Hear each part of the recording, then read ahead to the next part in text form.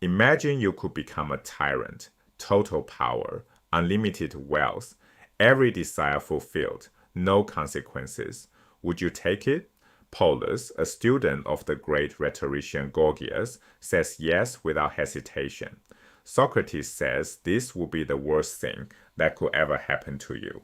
The next 6 minutes explain why Socrates is right and why Polus cannot understand the argument. First, the cast. Polus is young, brash, and convinced he already knows everything.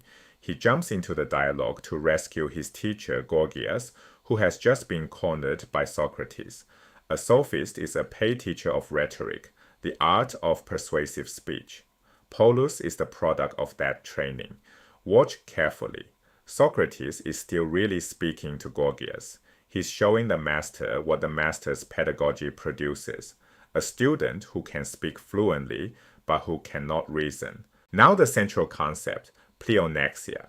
The Greek word means the limitless drive to have more. More power, more land, more pleasure, more reputation, without any natural stopping point. Pleonexia is the engine of the tyrant, the conqueror, the seducer. It's the Homeric ideal stripped of restraint. Polus admires it openly. He looks at the tyrant Achilles, a man who murdered his way to the throne, and calls him happy. To Polus, getting away with it is proof you've won. Here is the deepest contrast in the whole dialogue. The sophist has a disordered soul and tries to compensate by ordering the external world, pile up enough power and wealth and reputation, and maybe the chaos inside won't matter.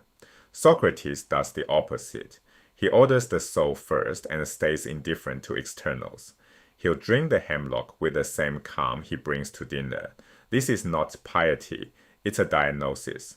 The sophist project cannot succeed because no amount of external order can fix an internal mess.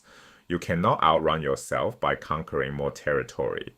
The tyrant who possesses everything still wakes up inside the same broken soul. When Socrates invites Polus to question him, something revealing happens. Polus cannot frame a coherent inquiry. He skips from topic to topic. He confuses what feels good with what is good. Socrates patiently coaches him. Distinguish pleasure from benefit before you ask which one rhetoric provides. Define your terms before you draw conclusions.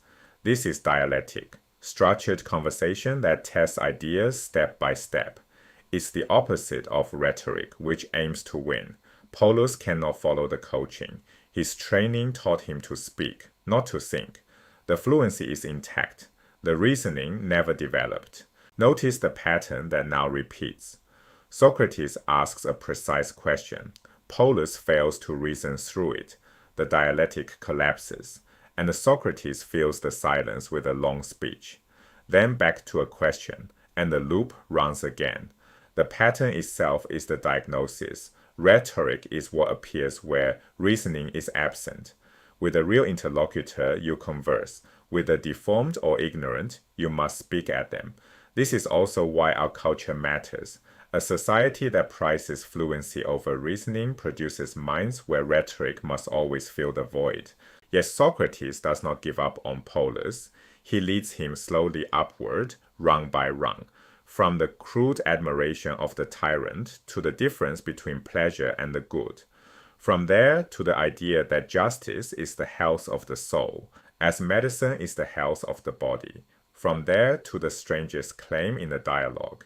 The unjust man, if he were rational, would run to the magistrate for punishment, the way a sick man runs to a doctor, because punishment cleanses the soul.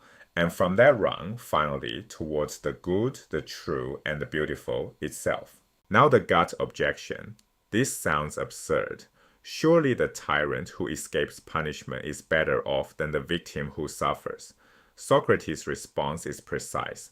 Ask what the tyrant is. A soul deformed by appetite cannot enjoy what it grabs. The tyrant is a slave to Pleonexia, chasing more because nothing satisfies. The victim's body suffers, but the soul stays intact. The tyrant's soul is the wound, and a corrupt soul is the worst evil there is, worse than any external harm. because it is the sin that does the suffering. Here are the two visions side by side. Polus seeks more, Socrates seeks self-knowledge. Polus uses rhetoric, Socrates uses dialectic. Polus locates order in the world, Socrates locates it in the soul. When Polus does wrong, he flees the magistrate. Socrates runs toward him. For Polus, the worst fate is suffering injustice. For Socrates, the worst fate is committing it. Two opposite answers to the question of what a good life is. Polus, at least, learns to be quiet and listen. That is where education begins. But worse interlocutors are coming, Calicos, Thrasymachus, men who will defend Pleonexia shamelessly. The lesson holds. Every tyrant in history is Polus, scaled up, and every education that produces fluency without reasoning is producing more of them. The choice is always the same. Organize the world or organize yourself.